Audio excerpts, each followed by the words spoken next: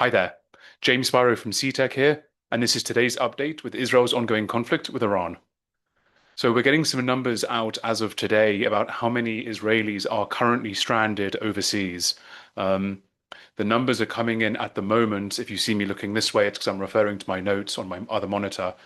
Numbers coming through at the moment are roughly about 200,000. So we have 200,000 confirmed Israelis that are seeking a return back to Israel. Now, this isn't going to be easy because Ben Gurion Airport has completely shuttered all of the flights. All of the airlines have stopped running. And the Ministry of Transportation and other agencies, the government rescue plan, has said that it could take weeks to get everyone home. As reported yesterday, there are companies and law firms that are currently overseas at delegations or conferences. Everyone is scrambling to get back, but also people are also scrambling to leave because many tourists are here, unable to get home in time. So currently, as things stand, you have about 200,000 Israelis who are overseas seeking a return back to Israel despite the ongoing conflict. Mano Maritime, they're a shipping company. They have agreed to help Israelis exit the country, those who want to, or not even Israelis, but anyone in Israel who wants to leave. They're promising a route to Cyprus. However, this route isn't going to be without its costs. It's estimated that it could be between 450 and 650 euros per person. That is taking a cruise from Israel to Cyprus, just as a way to help people come and go into the country. So as we are settling into this new way of conflict with Iran, different modes of transportation are becoming clearer to people in Israel and outside. In diaspora news, we saw the quote unquote outrageous and unprecedented move that took place in the air show in France currently. Currently, there's an air show in France, and Israel has accused France of political censorship after last minute orders covering up Elbit, Rafael, IAI, and U-Vision stands. So this is a transportation defense conference, and some of the Israeli companies were boarded up, so conference goers couldn't see or have access to some of the Israeli companies that were taking part. France shut down four main Israeli company stands. It was the Paris Air Show. So a source familiar with the matter told Reuters that the instruction came from French authorities. Israeli firms have failed to comply with the direction from French security agencies, allegedly, to remove offensive weapons from the stands. So the French say it's a weaponry imagery issue. Israel is saying it's an anti-Israel issue, and the case goes on.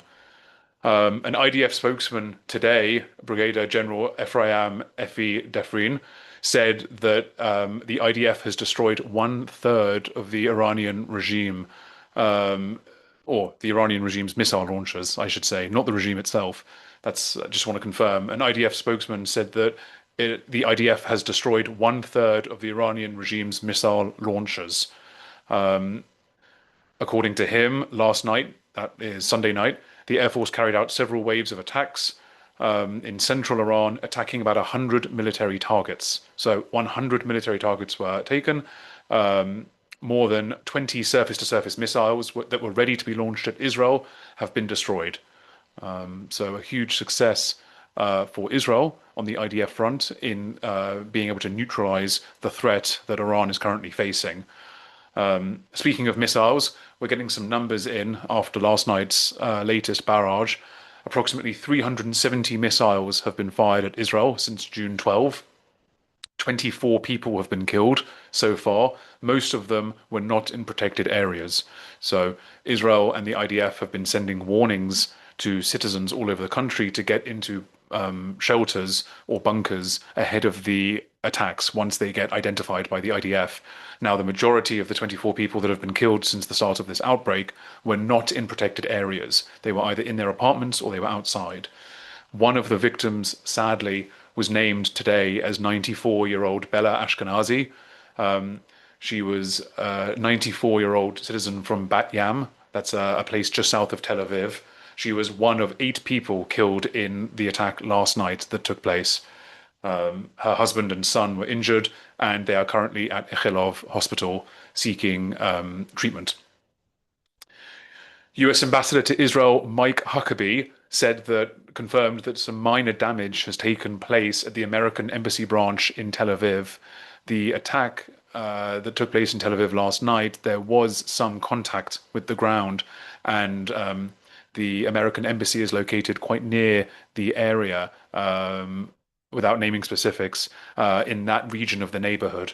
So, US Ambassador Huckabee confirmed that there are some minor damages to the building, um, and that the office and consulate will remain closed. Um, will remain closed. Finally, back to transportation. Israeli airlines have confirmed that they are extending all flight cancellations. So El Al froze its flights until June 19, Israel until June 30, Arkia until June 21. Yesterday, airline shares recorded declines on the Tel Aviv Stock Exchange as a reflection of the news. Many specific destinations have been cancelled until June 23rd. This includes Berlin, Tbilisi, Barcelona, Warsaw, Rhodes, Munich, Lisbon, Tokyo, Krakow, Venice, Marseille, Crete, Mykonos, and Moscow, and the list goes on. Um, that is a lot of the news that we have for you right now coming out of Israel. It may be some news that you've missed. If you look at international news or news from international media, they may not go into the nitty-gritties of just what we're feeling here in Israel on the ground.